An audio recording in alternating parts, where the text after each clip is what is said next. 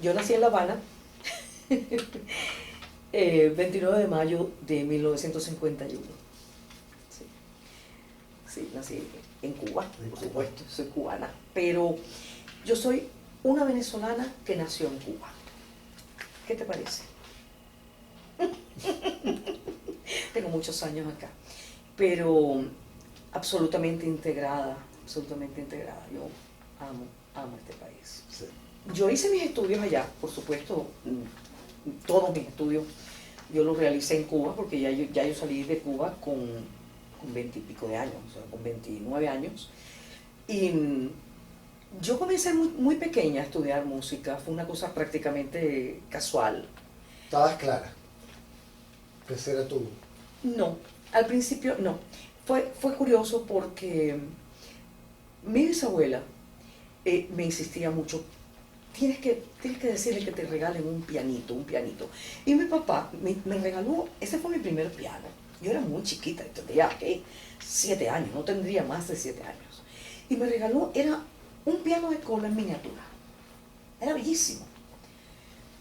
Ahí yo empecé, yo me sentaba y de oído yo tocaba lo que yo escuchaba. A partir de ese momento ya yo comienzo a estudiar música. Deciden que bueno, que voy a entrar a un conservatorio que después lo cerraron, que se llamaba Carlos. Carlos Alfredo Peirellade. Peirellade fue, de paso, el conservatorio donde estudiaron grandes figuras, entre ellos Lecuona, Ernesto Lecuona. Bueno, yo comencé a estudiar ahí, justamente, piano. Hice mis estudios y en el momento en que se intervienen, fue de las últimas cosas que realmente cerraron. Cierran los conservatorios y entonces yo me presento a Amadeo Roldán, que era muy difícil entrar, audiciones. Me acuerdo que en la audición, claro, yo venía ya de estudiar música y me ponen una lección a primera vista de Bela Bartók. Y a mí los ojos me dieron vuelta en la órbita. Y entonces yo salgo y le digo a mi papá, que me estaba esperando afuera, digo, no quedé. ¿Cómo que no quedaste? No quedé. Yo no pude leer eso. Pues todas las demás pruebas las pasé, pero la lectura a primera vista, nada. ¿Cuál es mi sorpresa cuando pasan, qué sé yo, 2 meses, y ya yo me había inscrito en otro bachillerato fuera, y mi papá va al conservatorio y le dicen, no, si ella sí quedó, sí está. Entonces, bueno, ahí entré a estudiar no piano porque una cosa que era muy clara ya, y tal vez me lo dijeron de manera muy abrupta y muy dura, cuando yo pedí continuar los estudios de piano, me dijeron, no te podemos dar piano, tú tienes una mano muy pequeña, y nosotros aquí formamos grandes músicos, tú serías una pianista mediocre. Pero claro. Entonces, sí, pero yo era muy chiquita. Pero, claro, un choque. Un choque violento. Entonces, nada, bueno, ¿qué puedo estudiar entonces? Entonces, se decidió que de los instrumentos que habían a mano, que estaban dentro del conservatorio para asignárselo a cada niño, me dijeron, bueno, clarinete. Entonces yo estudié con Enrique Pardo, un grandísimo maestro, y yo una pésima alumna de clarinete. Pero ya tuve que esperar, por supuesto, porque no tenía edad para estudiar canto, y pasaron unos añitos, y entonces entré a estudiar canto con la que era profesora en ese momento, señora Zoila Galvez, que decidió que yo era contralto. Pero yo tenía 17 años. Y yo quedé horrorizada. Yo dije, contralto, ¿qué me espera en la vida? Entonces lo único que voy a poder cantar son papeles de vieja y de bruja. Y dije, no, esto no va conmigo. Entonces, bueno, tuvimos un impasse y lamentablemente, bueno, no continué estudiando con ella. De ahí fui a estudiar con otro profesor, muy corto tiempo también, que dijo que yo era soprano coloratura. Te podrás imaginar la diferencia entre contralto y soprano coloratura. Siempre tuvo un registro muy amplio. quizás eso hace que hoy en día yo dando clases, yo soy tan osada que yo le canto a los tenores. Les canto en su tesitura y les digo, escucha donde yo hago el cambio. ¿No? Ellos se me quedan mirando y me dicen, está loca. Pero así yo trabajo. Pero claro, en ese momento, bueno, trabajé muy poco tiempo O sea, con Manuel Llanes. Okay. Manuel Llanes, que había sido además mi primer profesor de solfeo. Él era un gran repertorista, él no era maestro de canto, él era un gran repertorista. Y con él estuve un corto tiempo y ahí conocí al que fue verdaderamente mi mentor, mi gran maestro, el maestro David Rendón, que fue quien verdaderamente me abrió los ojos a lo que era, porque cantar yo canté siempre, desde niña. Yo descubrí en mi casa los discos de ópera y me enamoro de la ópera, Ajá. ni siquiera con una soprano. Lo más insólito es que quien me enamora a mí del género lírico y de la ópera en particular es Chaliapin, un bajo ruso. Yo escucho una grabación y yo quedé prendada con aquel hombre. ¿Pero esto qué es? Y yo tendría 10 años. Y cuando mi papá llegó a la casa le dije, oí un disco, él se puso bravo, me regañó, oí un disco de un señor que está cantando algo así como a una pulga, y papi se sorprendió, me dijo, ¿cómo sabe eso? ¿Verdad que nada es casual? Nada es casual en esta vida.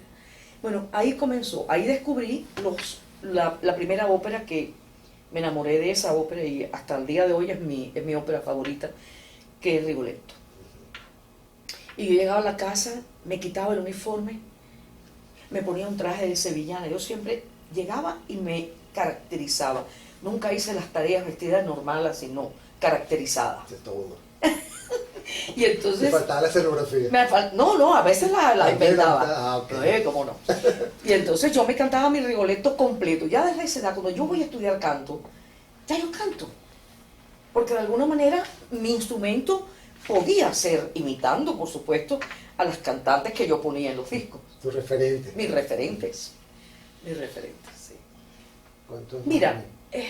te voy a decir que con relación al canto es muy relativo. Por ejemplo, los estudios actualmente aquí en el conservatorio son 8 años. Ningún maestro y ningún alumno va a estar 8 años si no se le empieza a ver, como se dice, el queso de la tostada a la brevedad. Yo no voy a tener un alumno 8 años para que un día venga la voz. La voz tiene que venir inmediatamente. La musicalidad, son muchas cosas, son demasiadas cosas.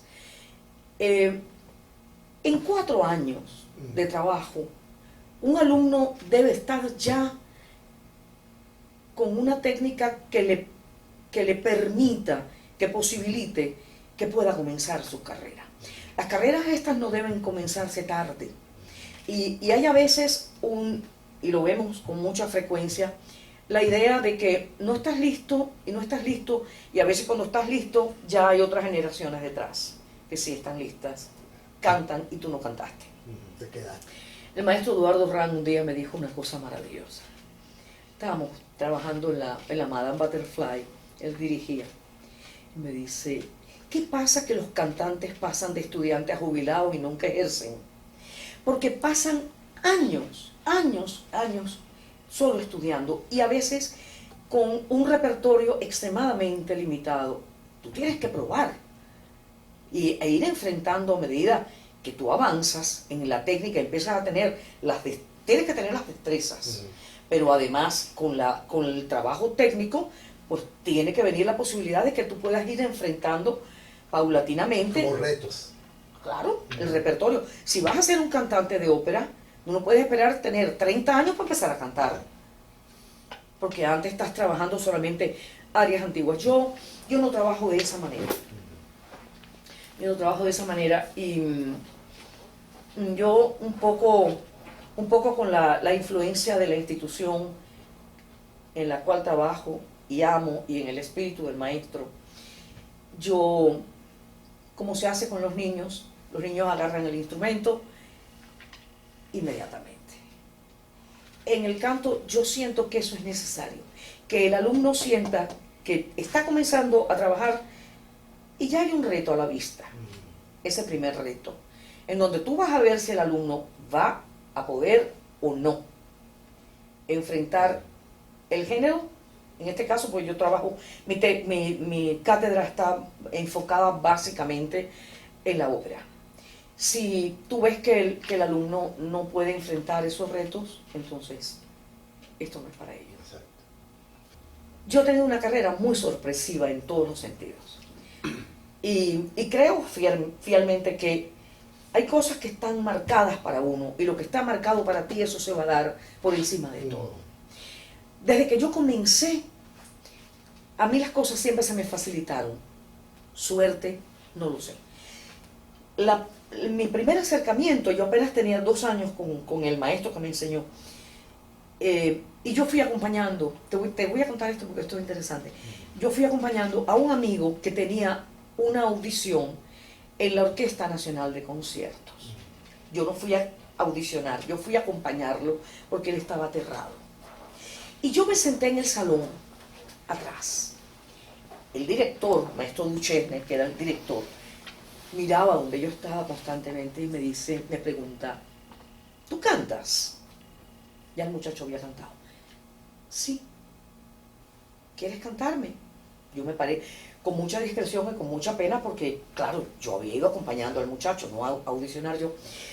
Y él me muestra, arriba del piano de cola, donde se hacía la audición, había muchas partituras sueltas. Y él me dice, de todo esto que hay aquí, ¿qué te sabes? Y yo hice así, y le dije, todo. Y me dijo, cántame Il Bacio de Luigi Arditi. Y yo me lo conté, de memoria. Porque siempre he tenido muy buena memoria, además, y siempre he sido muy estudiosa. Yo salí, eso era cercano a la casa de mi mamá. Yo salí de allí y llegué a casa de mi mamá, a mi casa, y me dice, mami, ¿te acaban de llamar de la orquesta? Sí, sí, yo dejé mi teléfono.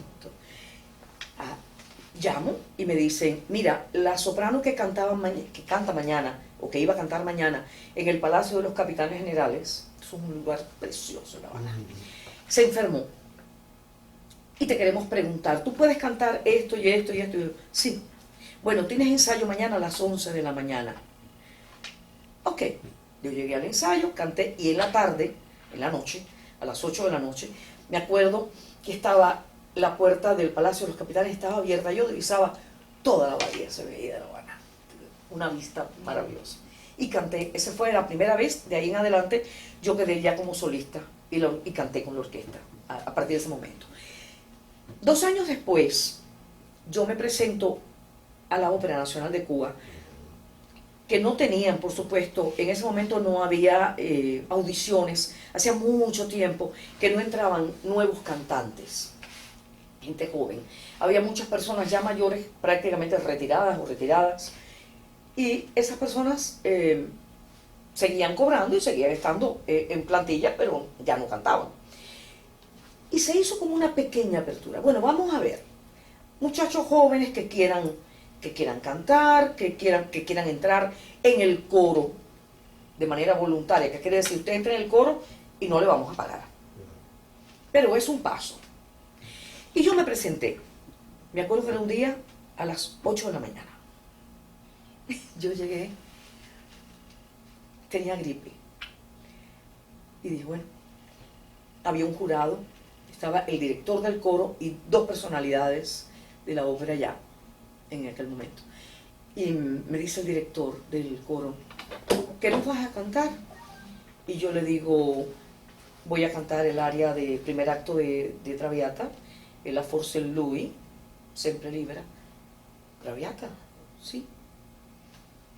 Yo me canté el aria, y cuando termino, el señor me dice, el director, mira, yo no te puedo meter en el coro.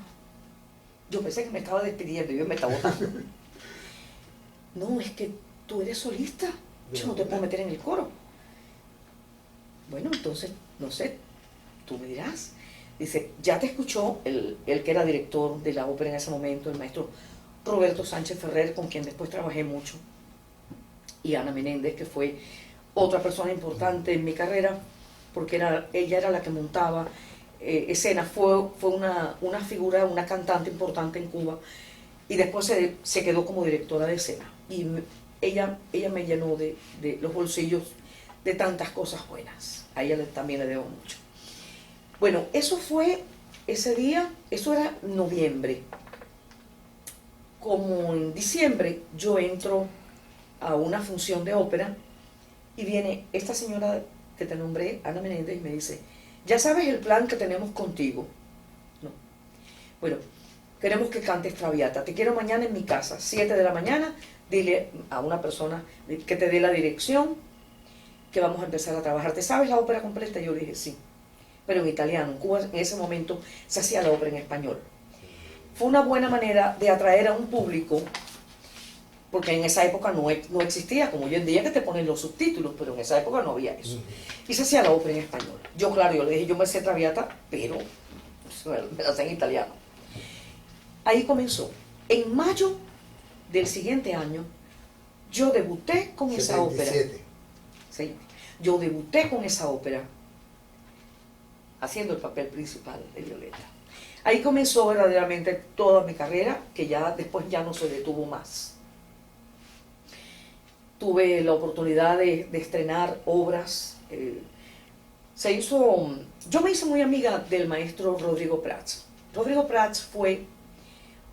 O sea, María Batista. Sí, de eso te iba a hablar. ¿Quieres que te hable de eso? Sí, sí. Yo me hago amiga del maestro porque él va un día a ver una función que yo estaba cantando, que además fui a sustituir a una soprano que se había enfermado,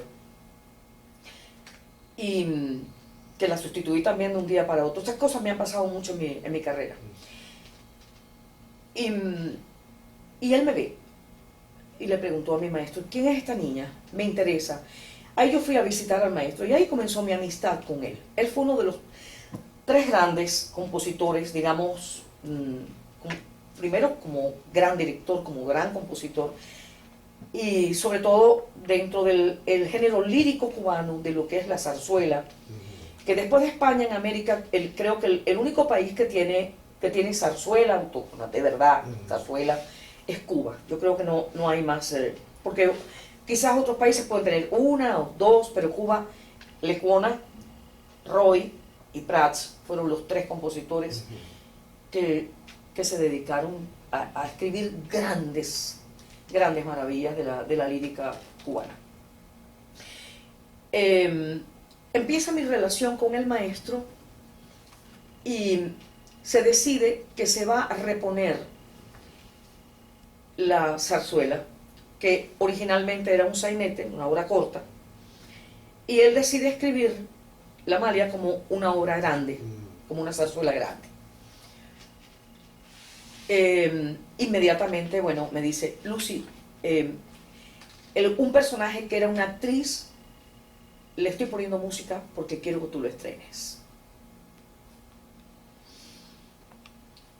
Así fue como yo debuto en la zarzuela, porque la zarzuela, yo había ido, antes que a la ópera, yo había ido a Cuba, en Cuba, a la zarzuela, a audicionar. Y ocurrió algo muy desagradable, porque me interrumpieron la audición.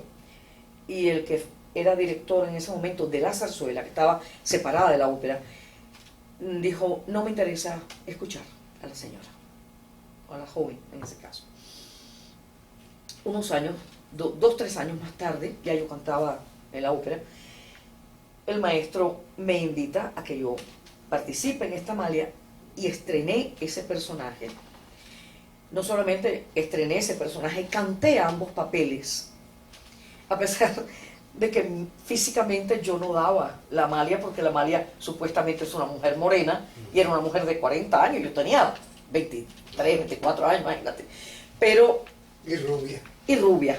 No, pero y rubia canté también María Lao, que me ponían peluca y me pintaban, y yo seguía los ojos, seguía teniendo, tú sabes, el tipo menos apropiado. Bueno, pero canté los dos roles, el maestro siempre me había dicho, aunque hayas estrenado el personaje de Carmita. Una Marina. ¿Mm? Marina. Marina fue la última obra que como ópera yo canté en Cuba. En Cuba. Bueno, no, porque yo regresé años después. Yo me fui en el 80, pero yo volví a Cuba. Y cuando regresé yo canté ópera también. Pero no, lo de Marina fue, antes de salir de Cuba, la última ópera. Se hicieron, yo no sé si fueron 18 o 20 funciones seguidas de Marina. Se hacía como ópera. Sí, pero claro, ya a mi regreso, que yo volví en el 95, regreso yo a La Habana, y ahí canté varias cosas, ¿no? Lo primero que yo canto de ópera aquí, en Venezuela, es Don Giovanni, con José Ignacio Cabrojas dirigiendo, a quien después me ligó un afecto y un respeto, una admiración que siempre tuve hacia él, inmensa. El maestro fue muy importante en mi vida, muy importante. Y dos personas que yo debo nombrar, la persona que al llegar acá, yo entré en OMAC, en Ópera Metropolitana. Ópera Metropolitana traía todo de afuera. En esa época eran los grandes cantantes internacionales, los traían todo, porque traían vestuario, traían escenografía, o sea, eso era increíble. Muy pocas posibilidades para el cantante nacional, aunque siempre tuvimos casos como el de el propio Maestro Liendo, o Ramón Iriarte, bueno, por supuesto Cecilia Núñez, en fin, esos. Te cuento porque es interesante cómo ocurre esto. Yo, ya estando en OMAC, había una escuela. OMAC tenía una escuela. Y viendo las posibilidades que habían en ese momento, yo audiciono en OMAC para entrar a la escuela. Yo venía con todos mis estudios y una carrera ya en Cuba. Pero a mí no me importó. A mí nunca me ha importado si tengo que regresarme, empezar de cero. Y yo me presento en OMAC. Por supuesto me tomaron, era una escuela. Al año de estar en esa escuela, yo pasé de ser alumna a profesora. Transcurrió un año nada más. En el interín, yo voy un día a cantarle a Isabel. Estaba la Ópera Nacional en ese momento, que era Ópera de Caracas, donde estaba ella, estaba el maestro Riachuelo, quien adoro también, y el maestro José Ignacio. Estaban al frente de lo que era Ópera de Caracas, se llamaba. Creo que sí, si no me equivoco. Y le canto a Isabel. Isabel, lo primero que me pregunta es: ¿qué quieres cantar? Vamos a hacer Don Giovanni. ¿Qué quieres cantar en el Don Giovanni? Y le dije, bueno, pudiese cantar Serlina. Y ella me dijo, no, ¿cómo te voy a dar Serlina? Tú eres doña Ana. Ah, bueno. Venía un maestro italiano, maestro alemán, ¿no?, a dar clases, y yo estoy un día en esa masterclass del maestro cantando el aria de Lucia. Él estaba cantando Reñaba el silencio. Y José Ignacio entra al museo, era en el Museo del Teclado, y le dice a Isabel, ¿quién es esta mujer que está afuera? Isabel le dice, es Lucy, yo te hablé de ella y te dije que ella era la persona que yo había invitado para que cantara a la doña Ana. Y Cabrojas le dice, ya encontré la tosca que quería. Eso fue así. Yo debuto en la doña Ana y ahí comienza la relación. Un día, después de esto que te estoy contando, un día yo estoy... porque Isabel me dijo, yo quisiera, Lucy, que entraras dentro de la ópera, pero a dar clases. Yo digo, no, yo no enseño, yo nunca he hecho este trabajo. Bueno, no importa, siempre hay una primera vez. Pasaron unos meses y llego un día a la casa y me encuentro una llamada telefónica de Isabel. Isabel me dice, mira, era un sábado como a las 2 de la tarde. Me dice, Cecilia Núñez se enfermó, le dio un cólico nefrítico, y me dice, yo le dije al maestro José Antonio Abreu, que yo tenía la soprano que podía sustituirla. Porque mañana, no, me dice, porque se va a hacer novena sinfonía. Ah, qué bien. Y queremos que tú la cantes. Digo, ah, fantástico. ¿Cuándo es? Y me dice, mañana. Yo le digo, bueno, hay un pequeño problema, yo no me la sé. ¿Tú no la has cantado? No. Ah, porque yo le dije a José Antonio que tú la habías cantado. No, yo no la he cantado. ¿Tú tienes la partitura? Y dice, claro. ¿Y la puedo ir a buscar? Sí. Fui a casa de Isabel, recogí la partitura y al día siguiente, a las 11 de la mañana, esto es uno de mis grandes y más entrañables recuerdos. Hicimos un ensayo, solo cuarto movimiento, claro, el maestro no me conocía. Se ensaya, yo paso toda la obra, termina, el maestro le dice a la orquesta, tengo el placer de presentarles a la soprano Lucy Ferrero, quien de hoy en adelante será huésped de honor de la Orquesta Sinfónica Simón Bolívar. Esa fue mi presentación. O sea, han sido cosas que siempre se me han dado de esta manera. Siempre como sorpresivas. José Ignacio me llama un día y me dice, Lucy, se va a cumplir mi sueño. Voy a hacer contigo Tosca en el Teresa Carreño. O sea, yo no audicioné en el teatro. ¿Qué año estamos hablando? 85. Me dice, yo le dije al teatro que yo dirigía, y esto es algo que yo tengo aquí en el corazón, que yo dirigía la Tosca si tú cantabas. Iban a traer a otra soprano norteamericana, ni el teatro no me conocía, yo nunca lo audicioné. Una de las cosas que se comentaron fue el que era director musical en ese momento, no lo voy a nombrar, pero era director musical en ese momento en el Teresa Carreño, y le dijo a José Ignacio, ¿cómo vamos a poner a esa muchacha? Ella va a quedar muy deslucidita al lado de la soprano que traemos de Estados Unidos. Bueno, te cuento esto brevemente. Ella hizo la función, la primera hizo ella, Susan Hinshaw, encantadora persona. Y al día siguiente me tocaba la función a mí. Yo canté, cuando yo terminé el segundo acto, que llegué al camerino, estaba todas las personalidades del teatro en ese momento, estaba Elías Pérez Borja, estaba el director musical, estaba Eva Ivangi, estaban todos, y me hicieron la siguiente pregunta, ¿qué quieres cantar la próxima temporada? Comenzando, como te dije, bueno, en realidad yo comienzo en el 84, porque en el 84 se hace Don Juan, el Don Giovanni, que se hace en el Teatro Municipal, con José Ignacio, Carlos, Isabel Palacio haciendo la preparación. Eso fue en el 84. Sí.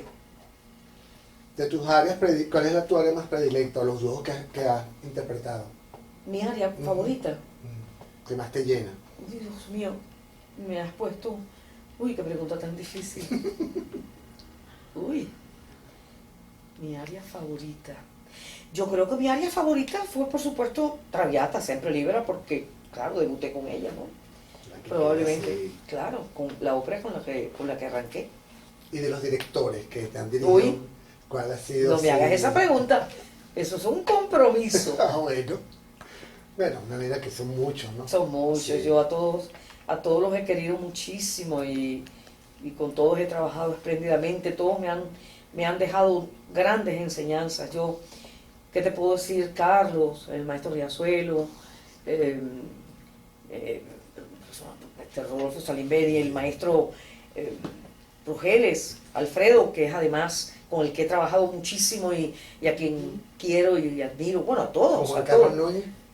Juan Carlos Núñez, ese es mi amigo, mi gran amigo, sí. mi super pana. Él estuvo con nosotros. ¿Sí? Sí. Sí, muy sí. mágico, ¿no? Oh, yo adoro al maestro, yo lo adoro, sí. Yo lo adoro. Yo tengo ahora una tradición que es celebrarle su cumpleaños. Su cumpleaños en mi casa. En sí, ¿cuál es tu registro de voz? No sé. Yo he cantado ya en todas las cuerdas. La única que me queda es la floja.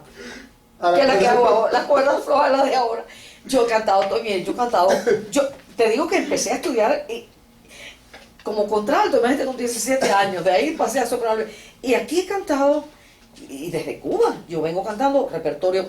Yo he cantado desde La Reina de la Noche hasta Turandot. O sea que yo he cantado cualquier cantidad de repertorio extremo.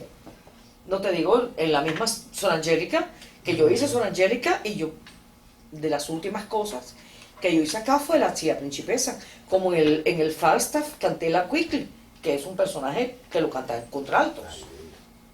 Siento una fascinación por la poesía. Mi madre fue actriz durante un tiempo. Cuando ya se casó, mi padre no quiso que ella siguiera, porque ella lo hacía para la radio, y ya después ya no la dejaron. Tú sabes que en ciertas familias eso es tabú. No, se ve mal. Pero mi madre fue una gran actriz, fue muy buena y fue una buena declamadora. Y yo desde niña veía como llegaban actores a mi casa y se hacían muchas veces soirée en la casa y todo el mundo se paraba a declamar. O sea que de alguna forma todas esas cosas se te van metiendo dentro. Yo me acerqué, por ejemplo, a la pintura de manera natural. ¿Por qué? ¿Y por qué me gusta tanto la pintura? Porque mi tío era pintor. Yo nací en una casa en donde todo eso se respiraba, se veía, estaba. Recuerdo que el tío me regalaba siempre las cosas más interesantes, me las regalaba él. Y me regaló colecciones de rompecabezas, de puzzles, que eran de grandes pintores. Y además de que lo tenía en las enciclopedias y ya de manera natural tú te acercabas a eso. Bastante. Cuando la gente llega y quieren, te dicen, sí, yo quiero cantar ópera, y empiezas a hurgar un poco y te das cuenta que no entiendes por qué les viene esa vocación o esa supuesta vocación, cuando ni siquiera han oído una ópera nunca en su vida. Tú no puedes decidir que quieres ser un cantante de ópera sin saber de qué se trata. Lo he escuchado muchas veces. Yo me siento en el deber con mis alumnos, y lo hago y lo he hecho siempre, de al menos incitarlos a que busquen más. Más allá. Más allá. Porque si quieres pararte en un escenario, cantar una ópera, tú tienes que tener una idea de cómo se vestía la gente en determinada época. Tienes que ir a la pintura forzosamente. Que no te quedes, que no seas tan superficial, que te quedes solamente en aprenderte el aria de la ópera que vas a cantar. Cuando tú cantas un aria de una ópera, tú deberías... El contexto. Todo. El contexto. Todo eso es importante. Claro, es que lo que pasa es que uno nunca deja de ser artista. Yo no sé cuándo yo me sentí artista, y creo que me voy a sentir artista hasta el último día de mi vida. Independientemente de si canto o no canto. Mi amor por el arte. Yo no sé quién decía una frase que dice, de todos los engaños es el que miente menos. El arte no miente. Mira, yo... Esta noche tiene función. ¿Cómo te preparabas en ese momento? Sí, fíjate, la preparación tiene que ser diaria, es constante. Cuando tú estás preparándote para un rol, tú tienes que estar estudiando, preparándote vocalmente, cuidándote de no hacer cosas que te puedan afectar, sin llegar a las exageraciones. Yo nunca he sido mujer de decir no tomo agua fría, o no me pongo o me tengo que poner una bufanda y no hablo porque tengo que cantar esta noche. Yo nunca lo he hecho así. Yo creo que el cuidado máximo de una voz es la técnica. Que la técnica esté clara, que tú hayas estudiado hasta la saciedad todo lo que vas a hacer. Debes cantar siempre. Hay gente que vive marcando. Ok, ¿cómo sé yo que voy a tener un percance y cómo lo voy a solventar, cómo lo voy a solucionar. Si en los ensayos yo no ensayo. ¿Tú me explicas? Entonces yo nunca he sido de marcar. José Ignacio le dijo un día a Carlos Riachuelo, estábamos ensayando, y Carlos me dice, ay Lucy, te he hecho repetir varias veces porque había algo que querían practicar escénico. Si quieres marca. Y José Ignacio le dijo, no, Lucy no marca, ella es como un equipo de sonido. Yo nunca he sido de marcar. Ahora, prepararte, que no haya nada que te deje en duda. Cuando tú te estudias una obra, si hay, aunque sea un compás, que tú sientes que está incómodo, hay que ver qué pasa. ¿Por qué ese compás está incómodo? ¿Por qué? Yo lo voy a resolver, porque eso me garantiza que yo voy a tener el rol, como se dice en Italia, en gola. Uno. ¿Cómo define el canto lírico? Como un reto que físicamente te impone un trabajo para el cual tienes que tener un instrumento, porque dejémonos de tontería, hay que tener el instrumento. Y después una gran preparación, una entrega absoluta, una pasión para las cuales tú nunca vas a poner límites, tú nunca vas a decir, me enfermé. Los cantantes no se enferman, los artistas no se enferman. Eso, me duele la cabeza, tengo fiebre, eso no es así.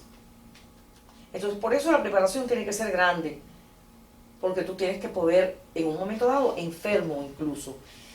A mí me gusta ver la ópera como debe ser. Yo no quiero ver, bueno, se hace, y en algunos casos, directores muy talentosos que han logrado traer la obra a la época actual y que no te moleste, que no te... Hay obras que no lo puedes hacer. No lo puedes... Tú traes a Tosca a la época actual y eso no se entiende, se habla de Napoleón, entonces, no puede ser, es una tontería. Entonces, con Traviata se ha hecho, está esa famosa Traviata del reloj, la del Netrebko, que a mí me gusta, pero si tú me preguntas, yo te digo, yo la quiero ver en 1851, como es. Antigua. ¿Con micrófono o sin micrófono? Sin micrófono. El problema del micrófono, fíjate, cada día más, tú te das cuenta que hay cosas que... Yo puse el otro día en las redes y mucha gente, muy pocos contestaron. Yo dije, siglo XX, el siglo de las voces. Como está el siglo de las luces, de Alejo Carpentier, yo dije, el siglo XX, el siglo de las voces. Ya no se dan voces así. Sobre todo en cantidad. Hay buenos cantantes, la técnica, digamos que se ha perfeccionado muchísimo. Hoy en día hay que reconocer que la técnica ha tenido una tremenda evolución. El caso de los mismos tenores, ¿cómo ha evolucionado? Pero evolucionó a partir de todo lo que nos dejaron los tenores del siglo pasado. Un Corelli, bueno, ¿para qué nombrar a Pavarotti? Porque ese Dios canta por esa boca. Bueno, pero todos dejaron cantidad de soluciones a enfrentar un instrumento tan complicado como el instrumento del tenor. Muchachos. La docencia para mí es mi pasión. Yo, si a mí me preguntan, ¿qué te ha dado más placer en la vida? ¿Cantar tú o enseñar? Yo me vería en la dificultad de pensarlo mucho y no sé si terminaría diciéndote que enseñar. Sí, ¿qué tipo de trabajo? Ya, bueno, los Martirios de Colón es una de las pocas veces en que yo he estado en escena y además me he divertido. Sí, yo estrené el papel de la reina, todavía Federico me dice, mi reina, tú eres mi reina. Sí, eso fue fantástico, porque el teatro no le apostaba mucho. Tuvimos muchas dificultades, pero nosotros estábamos tan comprometidos con ese proyecto. Nosotros estábamos, de verdad, como digo nosotros, todos los cantantes que participamos, que fuimos varios. Callito, imagínate, Callito y William en el papel del Colón. Inés Feo la Cruz. Inés, que en ese momento era esposa de Federico. Inés se estrenó también. Todos, bueno, los que estrenamos la obra. Eso fue un exitazo. Y fue muy curioso. Porque, claro, la gente que te ve en escena cantando esta obra, que no sabía de qué se trataba, porque además no te dicen ópera cómica ni nada, te dicen simplemente Martirios de Colón. El público que llega el primer día a ver la obra, pues en el comienzo todo el mundo está muy callado. Eso que yo me acuerdo que yo salía de un closet. Yo salía de un closet vestida de la reina Isabel. Yo bajaba aquella escalera, no sé qué, y yo me agarraba la corona y empezaba a hacer como las mises, ¿no? Era muy cómico. Y entonces, nada, el público, todo el mundo tranquilo, nadie decía nada, nadie se reía, tuviera la gente seria. También porque, bueno, nadie concebía que yo iba a estar cantando una ópera cómica. Exacto. No me conocían en eso, en esa faceta, ¿no? De seria, de la ópera. Claro, la ópera seria, la ópera grande.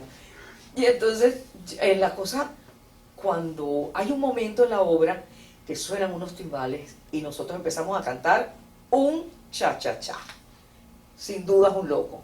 Cuando yo me acuerdo que nos volteamos y yo digo, sin duda es un loco, y empieza la gente risa y risa, ahí ya todo el mundo se dio cuenta de qué se trataba. Sí. Esa obra ha tenido tanto éxito todas las veces que se ha hecho. Sí, las reposiciones. Todas las veces que se ha hecho, extraordinaria, porque nos define en muchos sentidos. Está también, lo venezolano está todo tan vivo, Sí, una obra maestra. es muy divertida, una obra Y fantástica. la novicia rebelde, la madre superiora. Sí, la Madre Superiora. Bueno, la Madre Superiora a mí me quedó muy rara porque yo nunca logré darle seriedad a ese personaje. Es un personaje serio. Sí. Tú lo ves en la obra y es serio. Y la gente se moría de la risa de las cosas que pasaban siempre. Yo creo que Mariaca era de las más sorprendidas siempre, porque a mí se me ocurrían de pronto cosas y Mariaca me miraba, ¿esto qué? Me salió cómica, a mí me salió un personaje cómico, pero después eso... La lucha del cantante nacional siempre ha sido grande.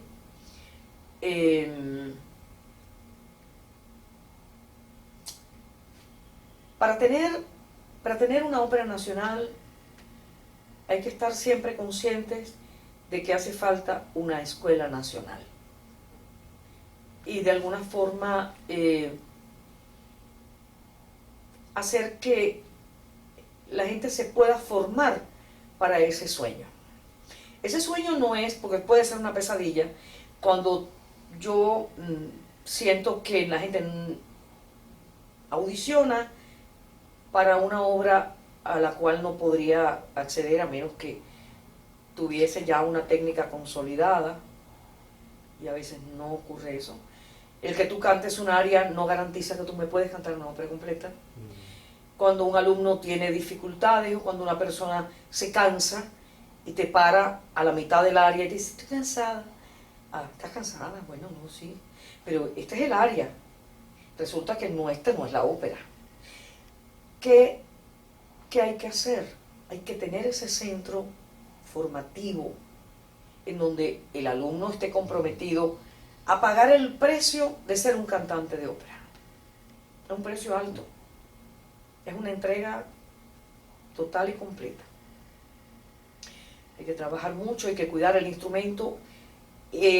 La voz no es yo voy a clase una vez al mes o 2 veces al mes. Esto es un trabajo diario. la rutina es constante, por lo menos un alumno tiene que irte todos los días. Cuando quiere. Sí, Debería. eso. Debería. Debería. Hay gente que sí, que tiene esa pasión, otros no, pero todo el mundo tiene esa ambición. Pero esa ambición tiene un precio señalado.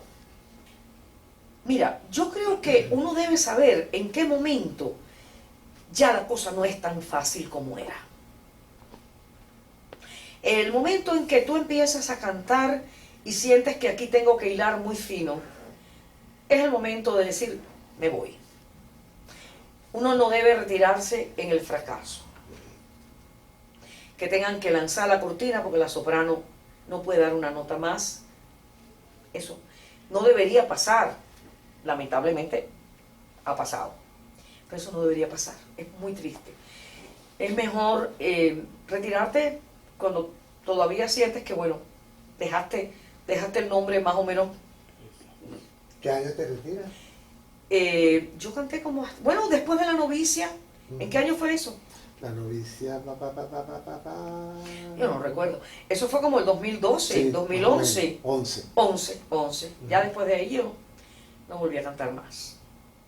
Mi vida es la música. ¿Qué ha significado para usted? Yo no concibo la vida sin la música.